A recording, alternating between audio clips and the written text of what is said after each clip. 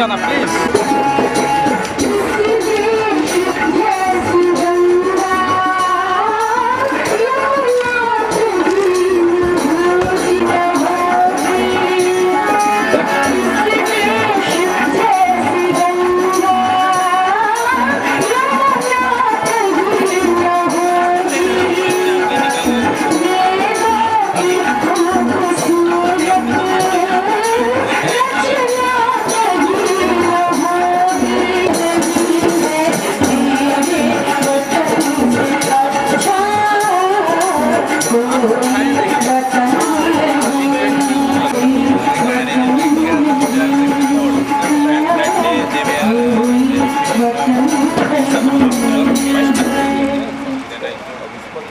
के अवसर पर हम आप सभी सम्मानित अतिथियों का हार्दिक अभिनंदन करते हैं।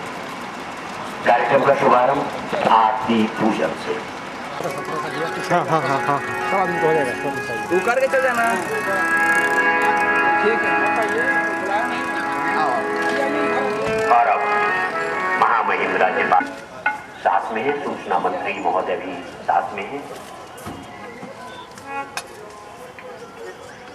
सबसे पहले महामहिम राज्यपाल महोदय अपने कमलों द्वारा माल्यार्पण करते हैं।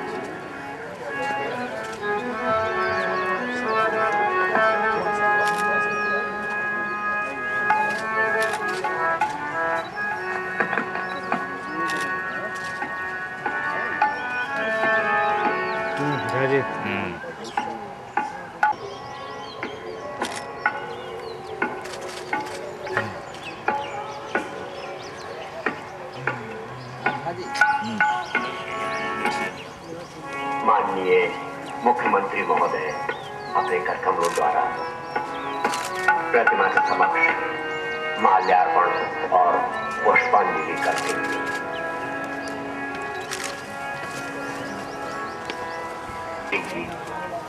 माल्यार्पण और पुष्पांजलि करते हैं। माननीय सूचना मंत्री महोदय अपने कमलों द्वारा पूर्व मंत्री श्री श्याम रजक जी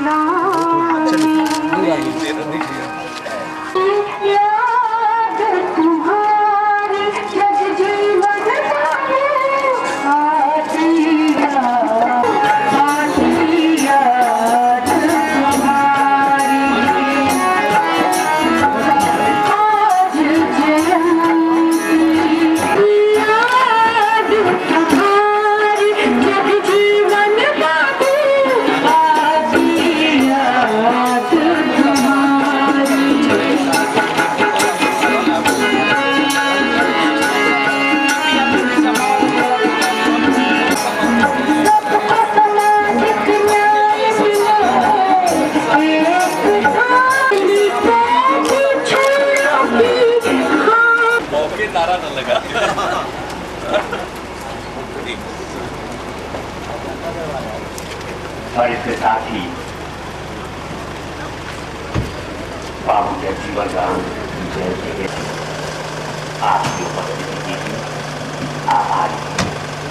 धन्यवाद।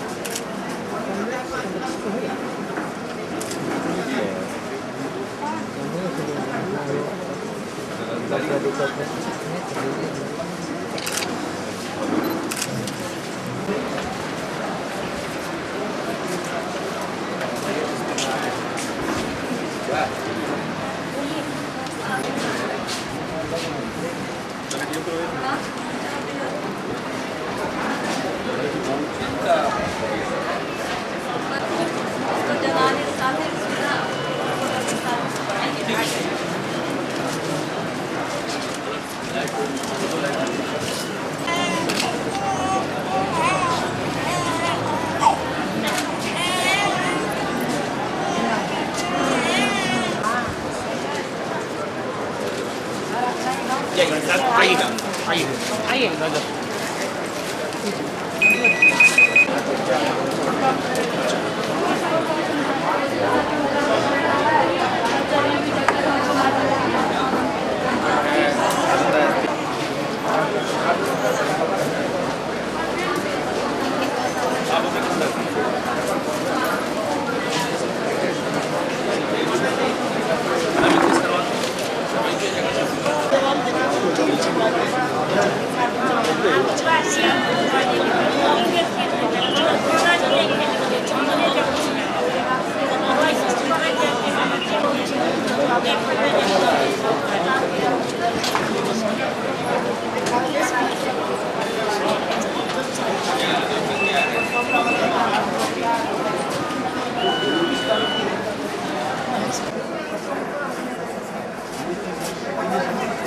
ठीक है, बहुत बहुत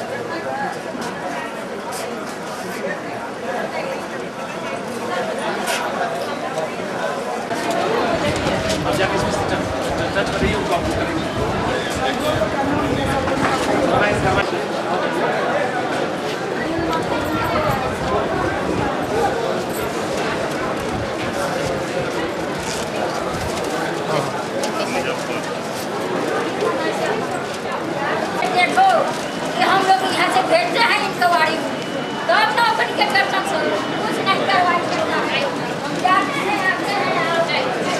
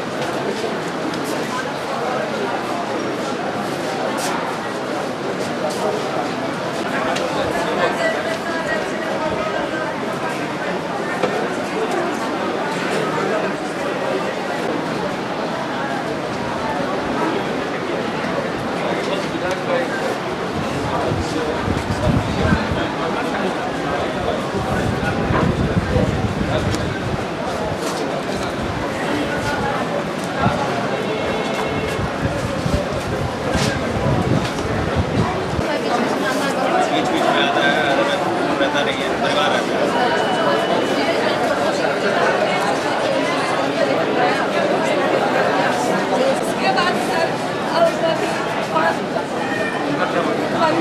कभी 15 जनवरी के बिना सूचना के अति काजी मोहम्मद थाना कलेक्टर और एसपी साहेब RSDO के ऑर्डर से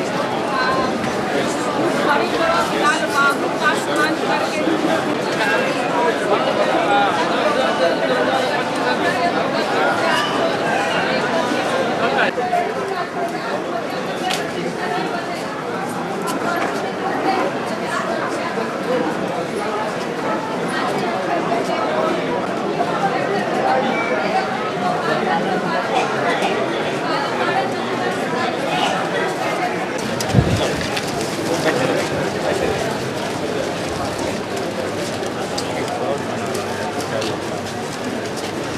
बैठे रहिए, करके देखेंगे। आराम से बैठे रहिए बाबा, बाबा बैठे रहे, परेशान ना हो, बैठे रहिए। चुप रहो में लिखा है।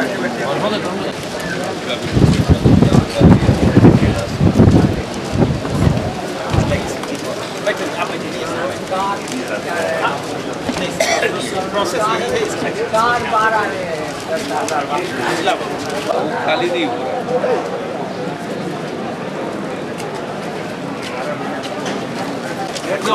आइए आके सारी जानकारी आपसे लेंगे, निश्चित रहे आप, सारी जानकारी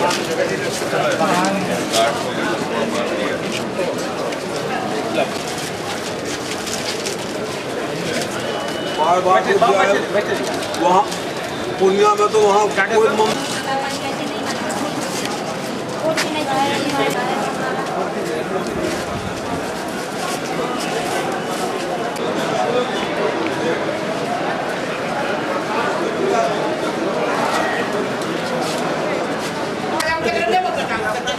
इसी के साथ देखिए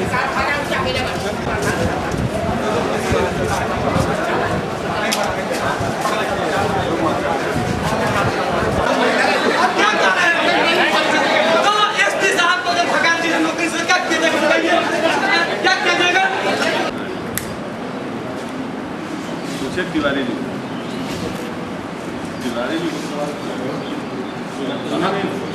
विश्वविद्यालय संविधान संशोधन विधेयक को लौटा दिया है आपने।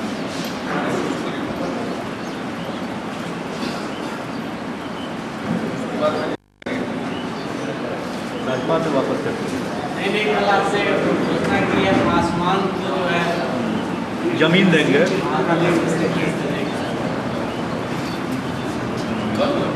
उसमें रिकमेंडेशंस में क्या है? स्थिति का अध्ययन करके महापालिका आयोग अपनी रिपोर्ट देगा कि और क्या विशेष कार्यक्रम होना चाहिए। लेकिन हमने कल एक चीज के बारे में घोषणा की कि दलित समाज के ऐसे मुस्लिम जिनको घर बनाने के लिए भी जमीन नहीं है, जो महादलित समाज के लिए स्कीम सरकार ने बनाई है, उसी प्रकार से इनको भी घर बनाने के लिए जमीन उपलब्ध कराया जा सकता है। इसका हमने निर्णय की अपनी घोषणा की है और बाकी उनकी स्थिति का अध्ययन करके और क्या उनके लिए विशेष कार्यक्रम बनाया जा सकता है इस पर भी वो इसमें निर्णय लेंगे।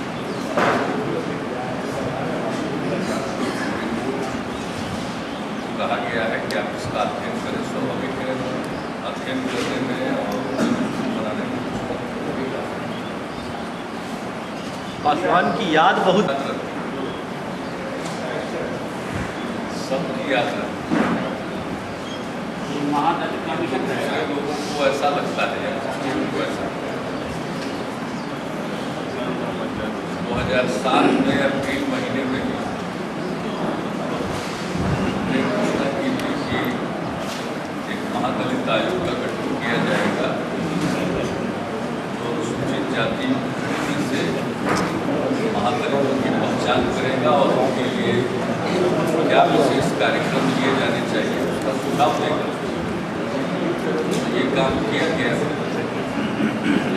और पिछले 2 वर्षों से इस दिशा में काम किया जा रहा है और उनको घर बनाने के लिए जमीन देने का फैसला किया गया। जहाँ सरकारी जमीन उपलब्ध नहीं है वैसी जगहों पर निजी और रैयती जमीन खरीदे और उसके लिए सरकार ने 20,000 रुपये तक की सहायता दी। ये एक निर्णय है जिस पर काम हो रहा है और इसके बारे में सब जगह राशि का आवंटन किया जा चुका है। पासवान समाज के बारे में उनका पूरा सर्वे करना पड़ेगा और तब उनके लिए भी ये लाभ दिया जा सकता है। अभी की स्थिति तो यही और समाज के जो भी इस प्रकार से वंचित शिक्षा है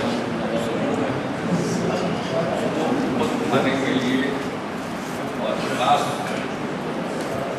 का लाभ तक पहुँचाने के लिए सरकार अमल करती है। खासतौर से हमारी सरकार में महिलाओं के लिए, पिछड़े वर्गों में खासकर अपने पिछड़े वर्गों के लिए, दलित महादलित के लिए, आदिवासी समाज के लिए, अल्पसंख्यक समाज के लिए, इन सबों के लिए विशेष कार्यक्रम चलाए जाते हैं।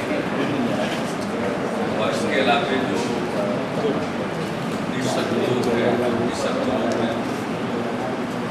समाज में युवाएँ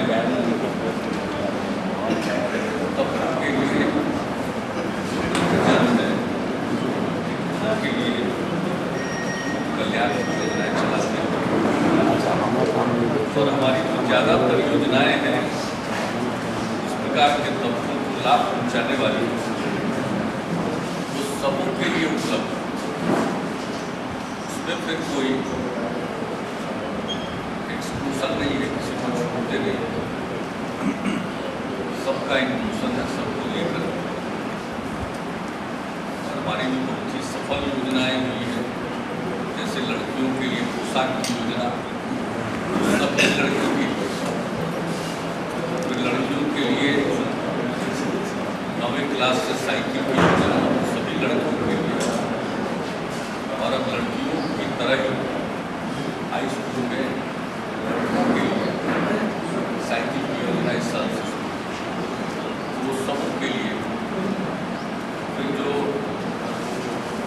तीसरी कक्षा से लेकर 5वीं कक्षा के जो भी बच्चे लड़का हो या लड़की हो, उन सबों को हर वर्ष कपड़ा के लिए 500 रुपये का अनुदान दिया जाएगा, वो सबों के लिए। हमारी कोशिश होती है कि हम जो राज्य की तरफ से योजना बनाए सबों को उस वर्ग में उपलब्ध है, तो उसका लाभ ज़्यादा लोगों को मिलता है। और उसमें जो सिलेक्शन के क्रम में छूट हो सकती है, उसकी संभावना समाप्त हो जाती है सबके लिए, इसके सबको मिलना और उसका इम्पैक्ट, असर साफ दिखाई कि एक्टिव पार्टी नहीं, हम भी श्रोता है। आप उनके माध्यम से बहुत कुछ सोचते रहते हैं, श्रोता उसमें इसको कहिए कि सक्रिय भागीदार उसमें नहीं है। लेकिन कांग्रेस की भाषा बोल रहे हैं। लेकिन आप पे आरोप लग रहा है, और अकेले नहीं, कई लोग और पार्टी से कहीं एक पार्टी और सब लोग आपकी पार्टी में हैं, एक साथ में सुनने में क्या ये जैसे भाषा भी कांग्रेस के बोल रहे हैं, कह रहे हैं जो केंद्र आप नोटिस ही नहीं दे रहे, लेकिन उसमें हम सक्रिय भागीदार नहीं हैं। नहीं, मतलब एक तो है ना कि पार्टी के स्तर पे भी तो जैसे बाकी लोग सोचते थे तो उनके खिलाफ कार्रवाई होगी थी, शादी ये बात तो हमारे पार्टी में चलता है, मामूली बात। लेकिन चुनावी साल है मुख्यमंत्री जी, और इस तरीके से जदयू के बढ़िया नेता कर रहे हैं, आपको नहीं लगता कि ये नुकसान देगा? चुनावी साल है तो जनता को देना, जनता बाकी में फैसला करेगी। जो काम किया गया है उसके आधार पर निर्णय लेगी, और जनता सर्वोपरि है। हमारा तो कोई दावा है ही नहीं, जो किया है वो लोगों के सामने है, और जनता का जो भी निर्णय होगा वो स्वीकार्य होगा। पहले से न मेरा कोई दावा है, न कोई मेरी अपेक्षा है। जनता ने आदेश दिया काम करने का, तो अपनी क्षमता जितना ऊपर वाले ने अकल दिया है उसका इस्तेमाल करके कुछ काम करने की कोशिश हम लोगों ने की है मिलजुल कर। लेकिन जो लोग अब फैसला को और उसके बारे में जज करना, निर्णय लेना, लेकिन जो लोग बोल बड़ा स्तंभ है, मीडिया की बात को कोई नजरअंदाज कर सकते हैं, मीडिया की बात नहीं कर रहा, अपने आप को नजरअंदाज उनका कहना है कि मीडिया को सबकी बात को सुनता है और लोगों तक पहुंचाता है। ये तो मीडिया की बहुत बड़ी भूमिका है।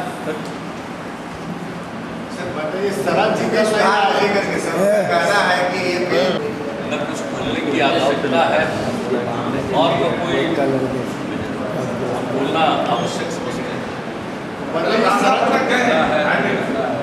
रास्ता भटक गए आप पुराने साथ, हम तो रास्ते पर चल रहे हैं। जय बाइक है। हम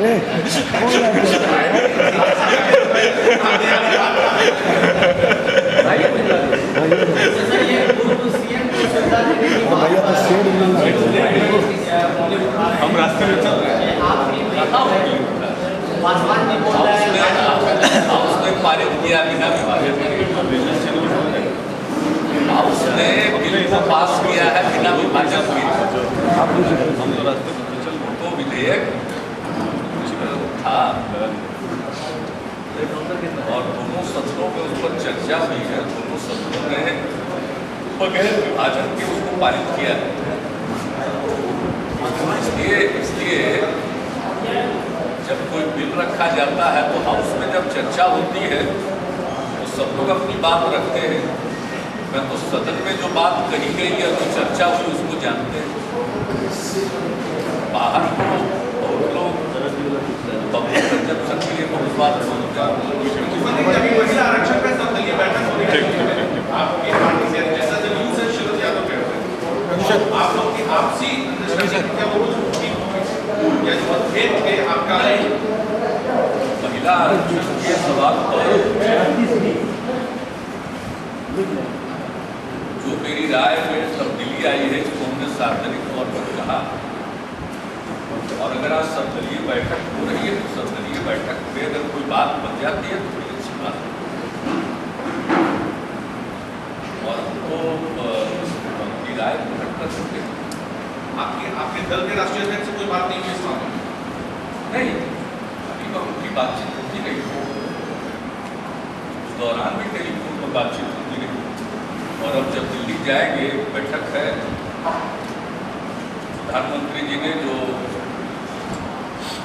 कीमतों को लेकर एक कोर कमेटी का गठन किया है, जिसमें केंद्र के मंत्री भी हैं और राज्यों के मुख्यमंत्री हैं, उसमें मैं भी शामिल हूँ। उसकी बैठक की सूचना मिली है, 8 अप्रैल को बैठक होने वाली है। उस बैठक में भाग लेने के लिए हम दिल्ली जाएंगे तो जरूर मिलेंगे अपने अध्यक्ष, हमारे अध्यक्ष, चर्चा होगी।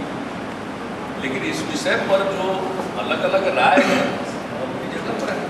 ये सही है कि आप बुलाते हैं? यह एक ऐसा विषय है जिस पर हम लोग अपनी राय सार्वजनिक कर चुके हैं, लेकिन पार्टी के अंदर इस पर चर्चा के लिए तो हमेशा बातचीत होती रहेगी। ये बात सही है कि आप बुलाते रहे, यहाँ नहीं आज प्रोग्राम भी जनता दल यूनाइटेड के नेताओं ने नहीं ये कार्यक्रम कोई कल का कार्यक्रम पार्टी की तरफ से आयोजित होता है। कल का कार्यक्रम कोई पार्टी का कार्यक्रम नहीं। इस कार्यक्रम में हम लोगों को भी आमंत्रित किया, लोगों ने भारतीय जनता पार्टी के नेताओं को भी आमंत्रित किया, हम लोगों को भी आमंत्रित किया। तो कल की जो कल का जो कार्यक्रम था,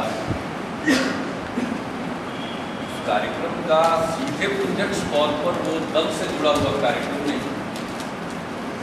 मुझे भी बुलाया था, भी गए थे, मुख्यमंत्री जी को बुलाया था, वो भी गए थे, राजस्व मंत्री भी गए थे,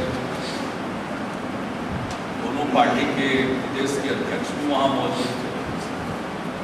लेकिन इसका प्रत्यक्ष तौर पर संबंध दल से नहीं, उन्होंने बुलाया होगा और किसी कारण से वो आ पाए होंगे। ये कोई बहुत इसमें पढ़ने की जरूरत नहीं। बहुत दिनों से आप लोग की मुलाकात नहीं हो रही है, हो जाएगी ना, कैसे मिली चलेगा। कहीं आपसे मुलाकात हो जाएगी? इतना जल्दी आप जो ट्रैक बदलिएगा थोड़ा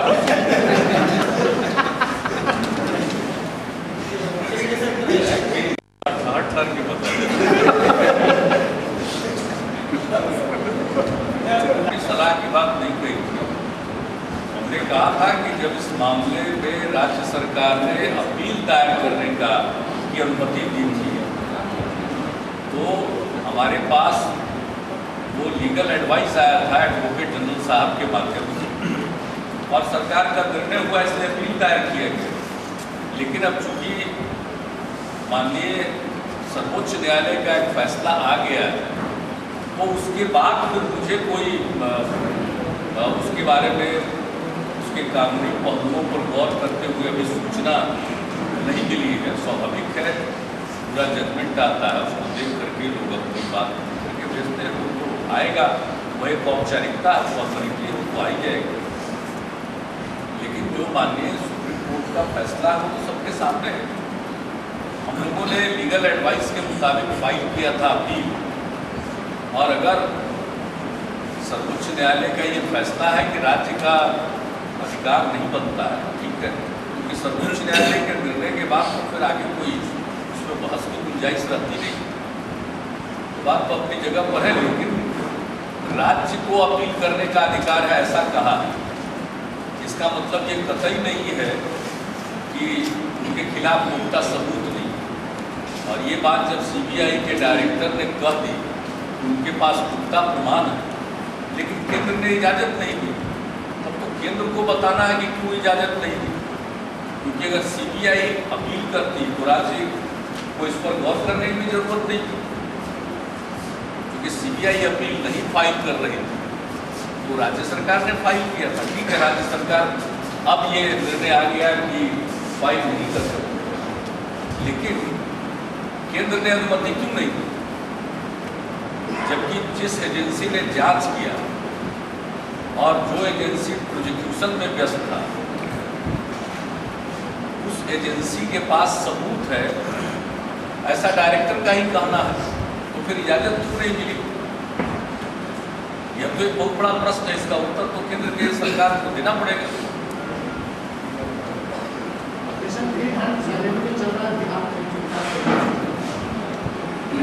ऑपरेशन चल रहा है वगैरह हम नहीं जानते, लेकिन जो पुलिस का काम है वो सदैव करती रही है, कोई आज नहीं, सदैव करती रही। कोई नया काम नहीं हो रहा है, सब दिन से होता रहा। और इस फ्रंट पर बिहार के पुलिस का अपना एक अचीवमेंट, पहले की तुलना में ज़्यादा गिरफ्तारियाँ या पहले की तुलना में ज़्यादा विस्फोटक सामग्रियों की बरामदगी, ये सब कुछ है, और वो आंकड़े प्रतिवर्ष उपलब्ध होते हैं। इसलिए पुलिस का जो काम है वो काम पुलिस सदैव करती रही है, आज भी कर रही है, और पुलिस का ये उनका कानूनी दायित्व है, उस दायित्व को पूरा करते हैं। अधिक प्रश्न कानून है, लेकिन सिर्फ पुलिस इस समस्या का हल कर देगी ऐसा सोचना उचित नहीं। इसमें पुलिस की भी एक भूमिका है। जहाँ कानून का उल्लंघन होता है वहाँ केस दर्ज होगा, पुलिस अनुसंधान करेगी और पीड़ित पक्ष को न्याय दिलाने के लिए वो अपने कानूनी दायित्व का पालन करेगी। यह तो सही है, लेकिन सिर्फ पुलिस के द्वारा इस समस्या का हल कर लिया जाएगा, ये संभव नहीं है। इसके लिए तो एक सामाजिक पहल होनी चाहिए और सिविल सोसाइटी को इसके लिए आगे आना होगा। सरकार की भी भूमिका है, इसकी पुलिस की भी भूमिका है, लेकिन सब लोगों को इस प्रश्न को देखना पड़ेगा। मुख्यमंत्री जी, आर्सेनिक को लेकर बिहार में परेशानी बढ़ती जा रही है, इसके लिए राज्य सरकार क्या कर रही है? मैं नहीं मानता हूँ कि परेशानी बढ़ती जा रही है। परेशानी बहुत जमाने से, और आर्सेनिक कुछ जिलों में भूगर्भ जल में पाए जा रहे हैं, और यह कोई नई जानकारी नहीं, बल्कि उन जिलों में पानी को शुद्ध करने के लिए प्लांट भी लगाए जा रहे हैं। समस्या से जूझने के लिए पहले से ही कार्रवाई हुई, और कई स्थानों पर आर्सेनिक मुक्त पानी लोगों को आपूर्ति करने के लिए प्लांट लगाए जा रहे हैं। ये सब किया जा रहा है, कोई नई जानकारी नहीं है, लेकिन है ये बीमारी और एक ही प्रकार का नहीं है। कहीं आर्सेनिक है, कहीं फ्लोराइड है, कहीं का आयरन का आधिक्य है, तो कई प्रकार की समस्याएं हैं। अब पूरा चले जाइए खगड़िया से आगे का इलाका, तो पटना में रहने वाले लोग अगर 4 दिन उधर रह ले तो लौट करके आएंगे तो उनके दांत में एक काला परत जमा हो गया। हम भी विकास यात्रा में गए तो उधर के पानी का इस्तेमाल करके लौटे तो देखा कि तो वहाँ के लोगों को कठिनाई है। अलग अलग जगहों पर शुद्ध पेयजल उपलब्ध कराना एक बहुत बड़ी चुनौती है। लेकिन उसका जो समाधान वैज्ञानिकों के द्वारा सुझाया गया है, उस हिसाब से कई जगहों पर जल को शुद्ध करने का प्लांट लगाया जा रहा है। लेकिन हाँ, अभी बहुत कुछ करना होगा, बहुत कुछ करना है। लेकिन यह नहीं है कि बात एक नए तौर पर सामने आई है या लोग अनभिज्ञ है, ऐसी बात नहीं, लोग जानते हैं और इसके लिए पहल भी होती है। जितनी टेक्नोलॉजी है, अब पहले जैसे कहा जाता था भूगर्भ जल में ज़्यादा पाया जा रहा है, तो पहले तो उतना नीचे का पानी लोग नहीं पीते थे, ऊपर ही का कुएं का पानी पी रहे थे। तो फिर वैसे और साधारणतया प्रति घर में उसका कुछ ट्रीटमेंट करके इस्तेमाल कर लें, तो इसके लिए वैज्ञानिक भी काम कर रहे हैं और जो भी नई जानकारी आती है उसको उपयोग में लाया जाता है।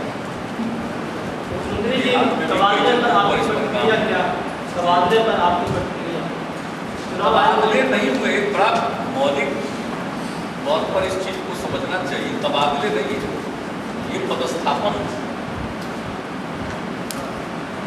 तबादले तो कुछ लोगों के हो रहे हैं उसके परिणाम स्वरूप, लेकिन मूल तौर पर जब नए सेवा संवर्ग का गठन किया गया तो उसके चलते नए पदस्थापन हो रहे और एक साथ समूचा एसडीओ के पद पर, फिर बीडीओ और सीओ के पद पर। आप अभी जानते हैं कि एक ही व्यक्ति बीडीओ और सीओ दोनों के प्रभार में, अधिकारियों की कमी थी और जिलों में और सब डिवीजन में मजिस्ट्रेट नहीं थे।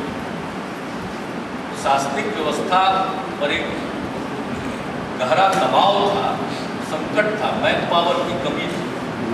तो ये सब चीज़ों के मद्देनजर और जो राज्य सेवाओं के लोग हैं, इनकी एक लंबे अरसे से मांग रही, इन सब चीज़ों पर गौर करते हुए हम लोगों की सरकार ने एक नीति विषयक निर्णय लिया और नए सेवा संवर्ग का गठन किया। और नए सेवा संवर्ग का गठन करके उसकी नियमावली बनाने के बाद ये जब अप्रैल महीने से प्रभावी हो रहा है तो स्वाभाविक तौर पर नए सिरे से लोगों का पदस्थापन करना पड़ रहा है। यह बात एक मस्त संयोग है कि कुछ चुनाव आयोग का भी काम इन दिनों चलने वाला है। हम लोगों ने भी कहा कि 5 अप्रैल से हम लोग काम शुरू करेंगे, उसके पहले ये सारा काम पूरा किया गया। तो इसके लिए जो तीनों विभाग है, आपका राजस्व विभाग, फिर ग्रामीण विकास विभाग और पहले जो कार्मिक विभाग कहलाता था, जिसका नाम 1 अप्रैल से बदल गया सामान्य प्रशासन विभाग, ये सब लोगों ने काफ़ी मेहनत की है और फिर एक कमेटी बनी जो सुपरवाइजरी सर्विसेज में लोग थे, उनके बीच से बीडीओ और सीओ और समकक्ष पदों पर पदस्थापन के लिए अधिकारियों का चयन हुआ। डेवलपमेंट कमिश्नर की अध्यक्षता में कमेटी बनी और इसके लिए लोगों से ऑफर मांगा गया कि भाई अगर आप इस सेवा में आना चाहते हैं तो अपना नाम दीजिए और उसके बाद सब कुछ देख करके सारे उनके सेवा के बारे में जो कुछ भी उपलब्ध जानकारी है उसकी समीक्षा करने के उपरांत इसका गठन किया गया। तो सब कुछ नया हुआ, यानी आईएएस अधिकारी हमारे 8 जगह एसडीओ के पद पर है 101 सब डिवीजन में, तो 8 को छोड़ करके 93 जगहों पर राज्य सेवा के लोग आए और बीडीओ और सीओ के पद पर नए पदस्थापन हुए, मजिस्ट्रेट हुए। लोग अपने आप सेवा संवर्ग में जो नियमावली उसके बनी उसके आधार पर लोगों को प्रोन्नति मिली।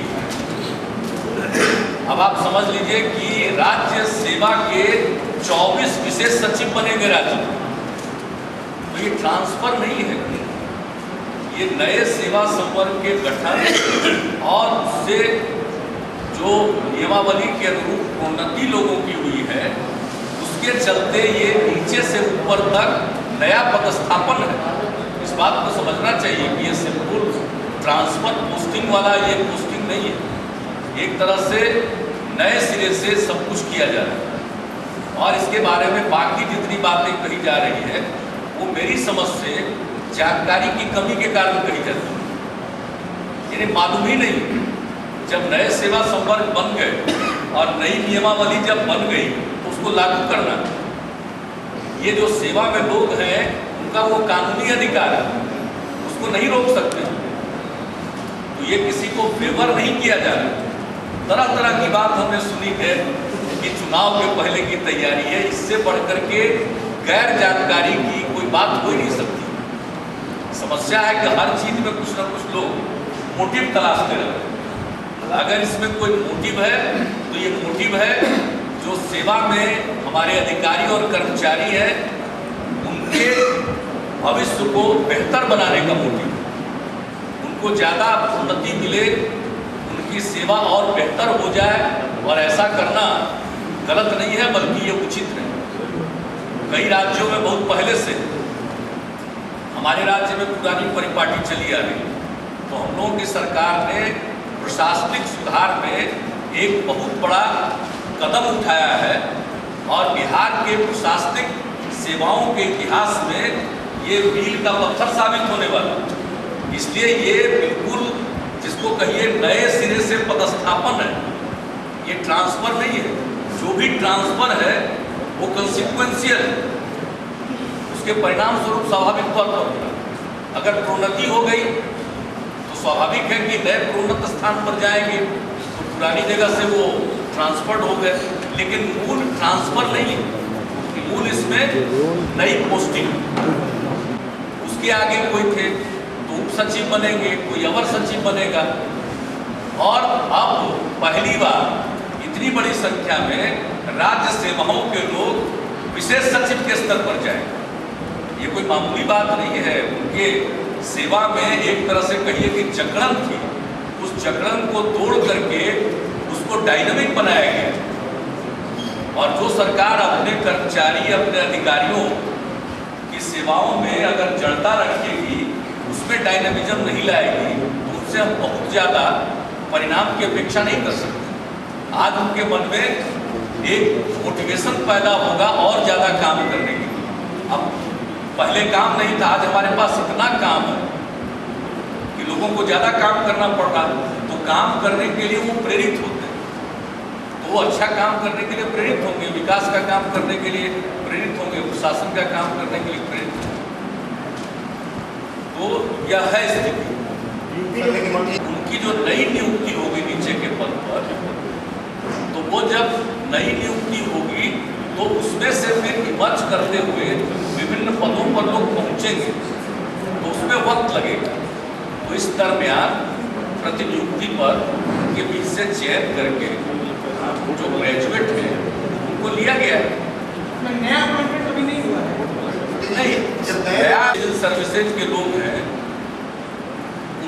उनको कोई कठिनाई नहीं। नया जो सिलेक्शन होता जा रहा है तो एसपीओ और उसके बराबर के रैंक पर उनकी अब पोस्टिंग होगी, पहली पोस्टिंग। उसके नीचे जो लोग हैं सुपरवाइजरी और उसके ऊपर के, इनके लिए जो सेवा संवर्ग बना है उनकी चयन की प्रक्रिया शुरू होगी, फ्रेश रिक्रूटमेंट होगा। तो स्वाभाविक है नए लोग आएंगे, चयन होगा, उनकी ट्रेनिंग होगी, तो उसमें जो वक्त लगेगा, इस दौरान जो हमारे उपलब्ध हैं उनके बीच से चयन करके उन्हें प्रतिनियुक्ति के आधार पर, लेकिन प्रतिनियुक्ति के आधार पर भी जब उनका पदस्थापन किया जा रहा है तो इसमें उनको पे प्रोटेक्शन दिया जा रहा है, इसमें उनको पे प्रोटेक्शन दिया जा रहा है। समर्थन करे उसमें मेरा कोई दखल नहीं, लेकिन एक बात जान लीजिए, अलीगढ़ मुस्लिम विश्वविद्यालय के लिए जमीन देने का फैसला हमारी सरकार का सुविचारित फैसला है, कॉन्शस डिसीजन है, और यह डिसीजन लिया जा चुका है। जमीन अलीगढ़ मुस्लिम विश्वविद्यालय को खोलने के लिए, उसकी शाखा को खोलने के लिए दिया जा चुका है। मंत्रिमंडल ने निर्णय ले लिया, और जब अलीगढ़ मुस्लिम विश्वविद्यालय की तरफ से यह प्रस्ताव आया तो हमें बहुत खुशी हुई, और हमने पिछड़े इलाके में का चयन किया। हमने 3-4 जिलों में पता लगाया कि कहाँ जमीन उपलब्ध हो सकती है। किशनगंज का चयन हुआ, वहाँ जमीन उपलब्ध हुई है। और शिक्षा के मामले में वो सबसे पिछड़ा इलाका है। और अलीगढ़ मुस्लिम यूनिवर्सिटी जब वहाँ अपनी शाखा खोलेगी तो उससे शिक्षा का विकास होगा और शिक्षा का स्तर भी ऊंचा उठेगा। अलीगढ़ मुस्लिम विश्वविद्यालय केंद्रीय विश्वविद्यालय, भाजपा इतना बवाल क्यों कर कोई निजी विश्वविद्यालय नहीं है। और अलीगढ़ मुस्लिम विश्वविद्यालय में सभी कम्युनिटी के बच्चे पढ़ते हैं, स्टूडेंट पढ़ते हैं, भाजपा चाहे वो हिंदू हो मुस्लिम हो, सब पढ़ते हैं। इसलिए कौन क्या कह रहा है उसमें हमको हम जाते ही नहीं। जो हम निर्णय लेते हैं वो सोच समझ कर निर्णय लेते हैं और ये सोच समझ कर लिया गया निर्णय है और लिया जा चुका है, क्रियान्वित किया जा चुका है। और मुझे खुशी है और मैं चाहूँगा कि अलीगढ़ मुस्लिम विश्वविद्यालय अपना काम यथाशीघ्र वहाँ प्रारंभ करे। और जब अलीगढ़ मुस्लिम विश्वविद्यालय के वाइस चांसलर आए थे अपने अधिकारियों के साथ और उन्होंने जो मेरे समक्ष प्रेजेंटेशन दिया था, मुझे ये जान करके खुशी हुई कि वे स्कूली शिक्षा भी देते हैं। तो इससे बड़ी बात क्या है। और किशनगंज का इलाका, वहाँ तो हाई स्कूल की भी बहुत कमी। तो सर भाजपा इलाके में नए शिक्षण संस्थान बनेंगे, उस इलाके के स्टूडेंट्स को इससे ज़्यादा कोई फायदे की चीज़ हो ही नहीं सकती। तो सर ये भाजपा के बवाल का मायने क्या है तब? भाजपा कहाँ, भाजपा को खत्म नहीं होना है। ना भाजपा तो साफ है। भारतीय जनता पार्टी और जनता दल का तो अलायंस गवर्नमेंट, कैबिनेट दोनों का है, ये फैसला कैबिनेट का है। भाजपा के विधायक लिखे थे। ये फैसला कोई शिक्षा मंत्री का या मुख्यमंत्री का नहीं है, ये या राजस्व मंत्री का नहीं, जमीन देने का मामला है। ये फैसला हमारे मंत्रिमंडल का है, जिसमें भारतीय जनता पार्टी शामिल है। लेकिन उठाने नहीं जा रहे। कितना परसेंट? वो कह रहे हैं कि 55% उठाएंगे। 45 स्टेट जी, ये राज्यों के ऊपर बहुत बड़ा बोझ है। ये क्रांतिकारी कदम है और एनडीए की सरकार में इसकी पहल शुरू। संविधान में शिक्षा का अधिकार शामिल किया गया, मौलिक अधिकार। अब एक कानून बना करके उसको इम्प्लीमेंट किया जा रहा है। तो ये खुशी की बात है, स्वागत योग्य कदम। लेकिन धन का स्रोत केंद्र के पास है, वहीं से बहना चाहिए। तो बीच में वो गेट लगा करके पैसे को रोके हुए राज्यों के पास कहाँ था? बराज से पानी नहीं। राज्य तो किसी प्रकार से अपना काम चला था, इसलिए केंद्र को धनराशि का वहन करना चाहिए। हम लोगों ने अपनी बात को रखा है, इसलिए कोई नई बात नहीं है। हम लोग ये सुझाव देते हैं की बात बता रहे हैं। उनके पर असहमति कहाँ हो सकता है? ये तो एनडीए सरकार की पहल है, इसलिए प्रिंसिपल पर कोई असहमति नहीं, बल्कि इसको लागू करने के लिए बड़ी मात्रा में धन की आवश्यकता है। उसके लिए हम लोगों का सदैव आग्रह रहा कि केंद्र सरकार धन मुहैया करे। वैसे हम लोग जितना बल पड़ेगा पीछे नहीं रहेंगे। इसका मतलब ये नहीं है कि हम उसको लागू करने में कोई विलंब करना चाहेंगे। हम तो लागू करना शुरू करेंगे, हम तो पहले ही से कर रहे हैं। दरअसल 35 लाख लोग स्कूली शिक्षा के बाद अब वो संख्या घटकर हमारे बिहार में प्रथम की रिपोर्ट के मुताबिक 7,70,000 तक पहुँच गई। कहाँ 33 लाख बच्चे स्कूलों के बाहर। तो हम लोगों ने तो पहल पहले से कर रखे हैं। हर बच्चे को स्कूल पहुंचाने के लक्ष्य को प्राप्त करने की दिशा में हम तो पहले से कदम उठा चुके हैं। और इसमें जो महादलित समाज के बच्चे और अल्पसंख्यक समाज के बच्चे जो इसके बाहर रह जाते हैं, उसके लिए हम लोगों ने उत्थान केंद्र और तालीमी मरकज की योजना बनाई, ताकि उनके रहने खाने का इंतजाम हो और उन्हें स्कूल में जाने लायक बनाया जाए। तो हम तो पहले से इनिशिएटिव ले चुके हैं। 100% आप चाहते हैं? 100% चाहते हैं कि हर बच्चा स्कूल में पहुंचे। 100% केंद्र को देना चाहिए, हम तो ये चाहिए। लेकिन वो जो भी अब करेंगे तो हम लोग को करना शुरू कर। चुनाव जब घोषित होता है तो सारे अधिकारी चुनाव आयोग के डिस्पोजल पर चले जाते हैं। भयाक्रांत रहेंगे। उनके ऊपर किसी राज्य सरकार का नियंत्रण नहीं रहता है, ये आप जान लीजिए। इन विरोधियों का कहना है जो भयाक्रांत रहेंगे। अब विरोधियों के पैर के नीचे से जमीन खिसक चुकी है, तो यही सब एडवांस में बहाना कुछ बना रहे हैं। तैयारी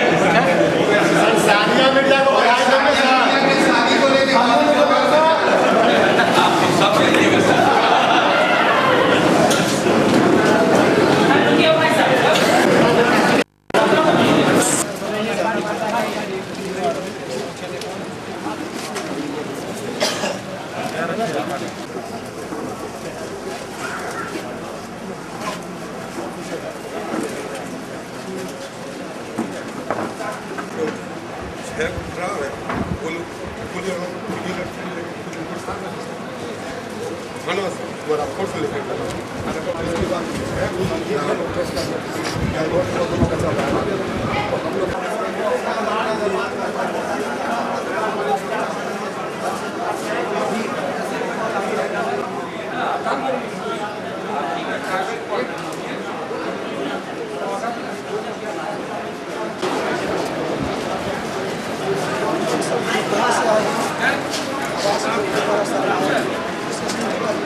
साली में बातें किसान को ज़्यादा पैसा दिलवाने की मेरी शुभकामनाएं हैं।